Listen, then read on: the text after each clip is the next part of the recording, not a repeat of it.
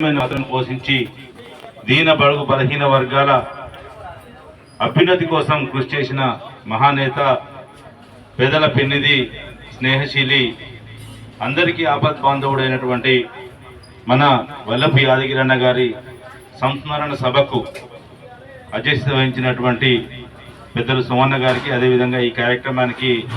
అతిథిగా విచ్చేసినటువంటి senior advocate Duppala శ్రీరన్న గారికి, డేగల సత్యనారాయణ గారికి, గోగుల మల్లన్న గారికి, అదేవిధంగా విశ్వం గారికి, అదేవిధంగా ప్రేమ్చంద్ గారికి, మామిడాల సత్యనారాయణ గారికి, మైసి సీనన్న గారికి, అదేవిధంగా పాత్రికేయ మిత్రులు చక్రధర్ గారికి, వారి బంధుమిత్రులకు, లింగన్న గారికి, అందరికీ పేరు పేరున హృదయపూర్వక కృతజ్ఞతలు తెలియజేస్తూ,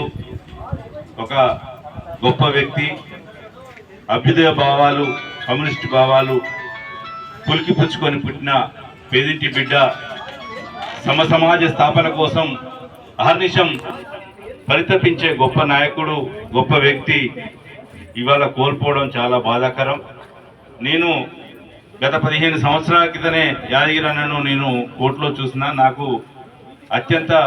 ప్రియమిత్రుడు ఉదయచంద్ర అన్న గారి దగ్గరికి తరచుగా మేము వెళ్తుండేది. వారితో అత్యంత